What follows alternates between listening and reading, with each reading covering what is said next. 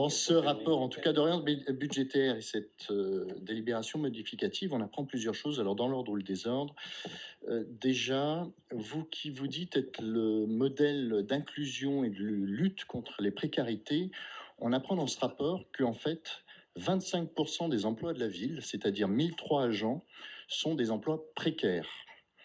Des contrats horaires, des renforts, des vacataires. Donc, un quart des agents de la ville de Grenoble sont en fait des agents des situations précaires. Donc, vous êtes acteur de précarité pour 1000 agents, qu'on le sache. Deuxième chose, revenir sur le sinistre de Richardson, effectivement, du 20 novembre 2021, où vous voulez nous faire croire que vous faites une économie de 2,9 millions d'euros en récupérant ça. Alors, la responsabilité de la ville a bien été rappelée. Je voudrais rappeler, en fait, à Lionel Picolet, qui à l'époque était dans votre majorité, que, en fait, j'étais intervenu au conseil municipal, je crois 15 jours avant l'incendie, malheureusement, pour vous rappeler votre responsabilité. Sur la gestion ou la non-gestion de ce camp. Et vous rappelez que la ville était responsable de la situation dans ce camp. Et il se trouve que malheureusement, il y a eu cet incendie après. On semble découvrir aujourd'hui votre responsabilité, mais en fait, vous êtes complètement responsable de cette situation et vous le saviez. Voilà. Troisième chose, alors je reviens vite fait aussi sur Grenoble Habitat à hauteur de 37 millions d'euros. Et ça a été rappelé, enfin, nous, toutes vos oppositions, vous avez dit l'année dernière, il y a un an, ça vous fait rire, monsieur le maire, mais n'empêche que toutes vos oppositions, vous avez dit que votre budget était insincère. Toutes, quelle que soit la sensibilité. Là-dessus, vous nous aviez fait passer pour des incompétents qui ne savaient pas de quoi on parlait. N'empêche qu'aujourd'hui, vous reportez une nouvelle fois cette recette. Sauf que à chaque fois, à chaque exercice, vous vous servez du report de la recette pour emprunter. Et donc, comme c'était dit tout à l'heure, effectivement, il serait intéressant et il serait même malheureusement probable qu'aujourd'hui, les 37 millions, en fait, ils sont déjà partis en fumée, puisqu'en fait, vous les avez empruntés sur l'ensemble des exercices. Vous parlez ensuite dans vos politiques là, que vous voulez mettre en place dans le rapport d'orientation budgétaire. Alors, vous avez le toupet de faire un paragraphe sur l'éducation populaire. Je cite ce que vous mettez, vraiment texto. La démarche d'éducation populaire s'est traduite en 2023 par un état des lieux des métiers en interne pour échanger sur les pratiques, la mise en place de rendez-vous mensuels d'échange de pratiques entre agents. 2024 permettra à la fois la poursuite de la dynamique interne et la concrétisation de soutien vers les associations. Il faut comprendre votre soutien vers les associations, c'est la fermeture du plateau dans le quartier Mistral et Lys Rouge et la fermeture de la Cordée à l'Arlequin. Voilà la poursuite de votre collaboration avec les associations. N'empêche que dire que l'année 2023, c'est un état des lieux de métier en interne avec les agents, etc., vous n'avez strictement rien compris à l'éducation populaire. Où sont les habitants dans cette histoire? Je vous rappelle que l'éducation populaire, c'est d'abord et avant tout permettre aux habitants une gouvernance sur leur devenir. Voilà. Et c'est surtout pas un travail de salarié en interne. Sauf que c'est quand même ça que vous écrivez en toutes lettres et vous ne mettez que ça, rien d'autre. Donc, quand même, il ne faut pas occulter la réalité. 2023, ça peut être vos réunions en interne. C'est surtout et avant tout la fermeture de structures socioculturelles d'éducation populaire associative sur les quartiers sud et donc un délaissement des quartiers sud.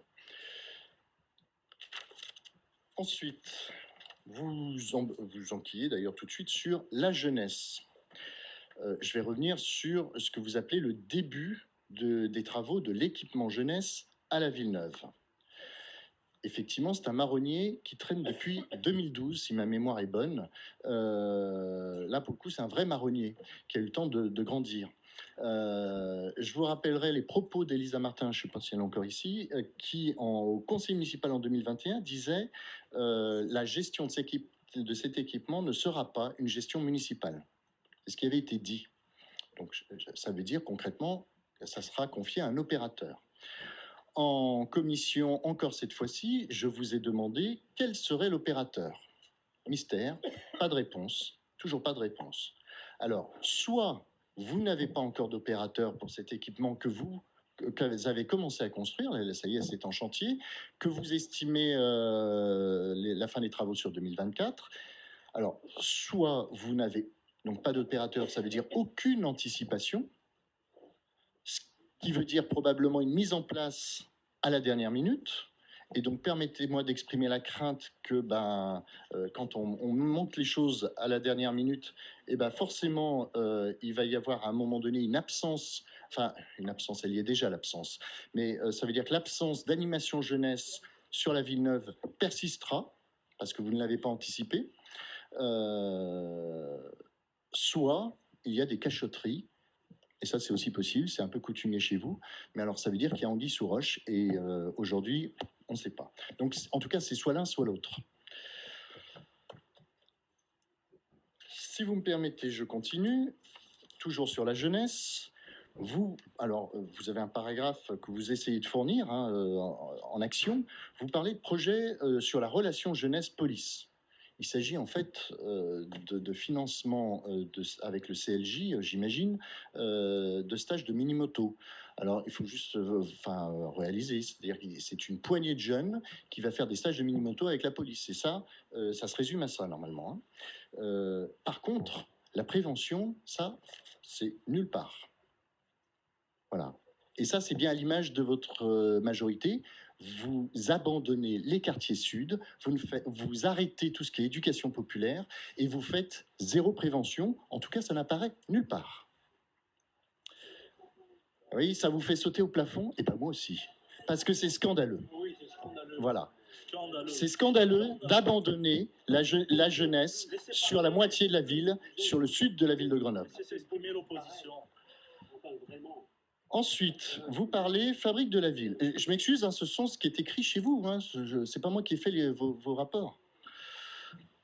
Vous parlez un paragraphe qui s'appelle fabrique de la ville. Vous parlez du renouvellement urbain. Alors là, par contre, il y a l'argent, je rappelle, financé par l'ANRU quand même majoritairement. Juste quand même dans la programmation, ayez conscience que ce sont des travaux depuis 15 ans, des gros travaux, des démolitions, des reconstructions. Depuis 15 ans, les habitants vivent dans la poussière depuis 15 ans. Je sais bien que M. Fristo va me dire non. Je vais refaire la démonstration s'il veut, en prenant année par année, montée par montée ou bâtiment par bâtiment, ce qui a été détruit et reconstruit. N'empêche que c'est le cas.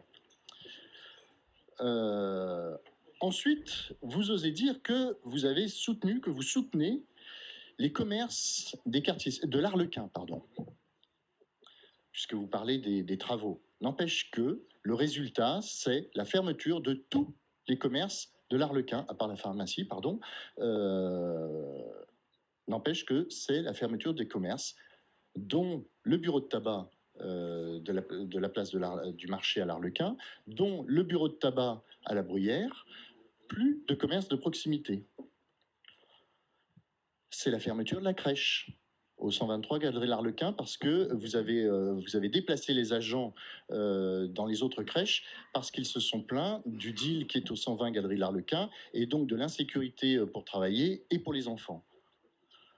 Donc vous parlez du maintien des services publics de proximité à l'Arlequin. Ça, c'est du texte, c'est votre volonté, c'est vos intentions. La réalité, c'est pas ça. Et c'est pas ça ponctuellement, non, c'est durable. Puisque ça dure, ça fait plus d'1 an. Alors pas pour la crèche, c'est récent, mais en tout cas pour le reste. Donc, maintien des services publics de proximité, c'est du vent. Maintien des commerces de proximité, aujourd'hui, c'est du vent. Ensuite, vous évoquez les premiers travaux du lac baignable, du parc de la Villeneuve. Alors, je ne peux m'empêcher, dans le tract de propagande que vous avez mis dans toutes les boîtes aux lettres, où il y avait un beau dessin du lac baignable de la Villeneuve, j'avais à ce moment-là un jeune devant moi dans l'ascenseur qui regardait le tract et qui dit « Mais c'est incroyable, ils vont construire une prison comme à Vars au milieu du parc. » Parce qu'en fait, ils voyaient les barbelés, là, les grillages que vous alliez mettre autour pour protéger, pour éviter les noyades, etc., comme une piscine. Et donc, c'est ce que vous allez construire dans le parc de la Villeneuve. En tout cas, c'est comme ça que ce jeune interprétait. Pour lui, ça résonnait comme prison de Vars. Voilà. Et donc, c'est ça que vous allez mettre au cœur de la Villeneuve. Bravo. En tout cas, c'était la réflexion de ce jeune. Et il est quand même à noter que, vous pouvez parler des concertations, les habitants sont vent debout contre ce projet. Et donc, vous allez le faire contre l'avis des habitants. Mais pour leur bien-être, parce que vous êtes les sachants. Vous parlez aussi dans votre rapport d'orientation budgétaire de la piétonisation et végétalisation de places de parking. Malifaux, Louise Michel, place de Metz, place Alliandé. Je vous rappellerai juste quand même, monsieur le maire, la justification au rendu acte en début de conseil que vous m'avez faite sur l'utilisation de votre chauffeur pour aller à la préfecture de région en disant je ne prends pas le train parce que à côté de la préfecture de région à Lyon, je ne peux pas me garer. Et ça, c'est ce que vous avez dit texto. Et donc du coup, ça montre bien que vous n'êtes pas le seul, monsieur le maire, à avoir des problématiques comme cela. Et donc les commerçants à Grenoble, les habitants à Grenoble ont aussi besoin de se garer. Et donc quand vous supprimez toutes ces places de parking pour les végétaliser, Dieu en fasse pour la végétalisation, pour une fois vous allez créer des espaces de fraîcheur, n'empêche que je ne peux m'empêcher de vous reciter. Vous évoquez, vous dites texto dans un paragraphe, mobilité pour toutes et pour tous avec la mise en œuvre des mesures de gratuité dès 2024 pour les plus précaires. Je rappelle votre engagement de 2014 et vous étiez à l'époque, votre adjoint était à l'époque président du SMAG, ça n'a pas été fait. Donc aujourd'hui, vous n'êtes pas crédible, vous n'êtes toujours pas crédible sur ce sujet-là. Vous promettez quelque chose qui relève du SMAG. Voilà, c'est plus vous qui avez la présidence. Dans un autre paragraphe, alors c'est extraordinaire, vous, dans le rapport d'orientation budgétaire 2024, vous mentionnez la réhabilitation de 2 nouvelles fontaines, c'est-à-dire des nouvelles fontaines qui sont nouvelles en fait, hein, la réhabilitation de fontaines nouvelles. Place Victor Hugo, Esplanade Alain Leray, c'est la caserne de Bonne.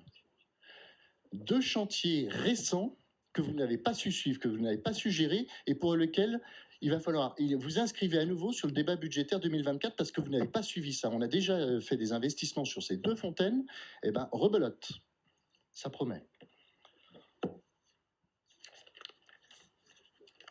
Alors concrètement, dans tout ce rapport, on peut se poser la question, y a-t-il moins de pauvres aujourd'hui à Grenoble? La ville est-elle plus propre, mieux entretenue aujourd'hui? Non. Les sécurités, puisque vous aimez parler des sécurités, les sécurités sont-elles mieux assurées pour les Grenoblois, et notamment, on en parlait tout à l'heure, des Grenobloises, à Grenoble? Que restera-t-il concrètement de votre budget d'orientation?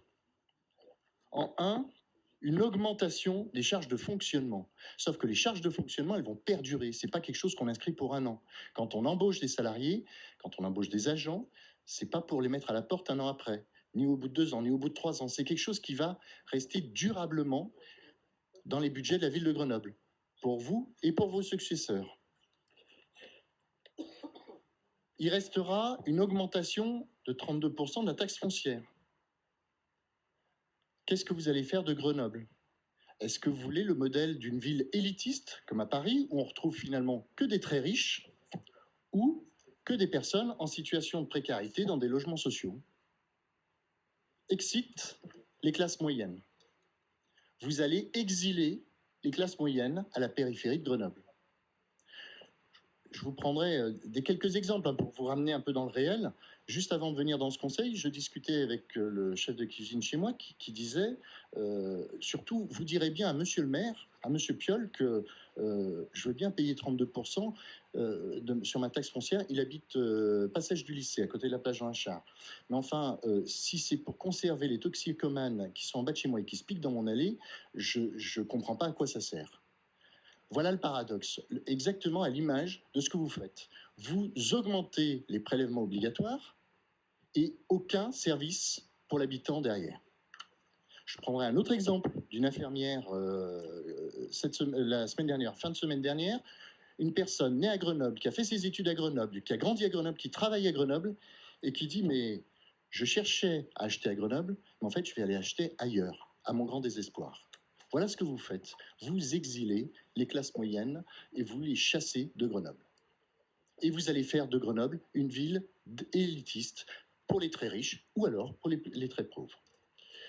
Troisième chose que vous allez laisser dans votre budget, c'est l'augmentation phénoménale de la dette. Tout le monde en a parlé, c'est-à-dire qu'en fait, vous allez faire payer votre parodie de solidarité et surtout, vous allez faire payer votre incompétence de gestion par nos enfants, par vos enfants. Par les enfants, tout à l'heure, Alain Carignon disait ceux qui auront 20 ans en 2040, c'est eux qui payeront ce que vous nous faites croire aujourd'hui. Vous avez le toupet de promettre des choses aux Grenoblois payées par les générations d'après. Franchement, quelle hypocrisie.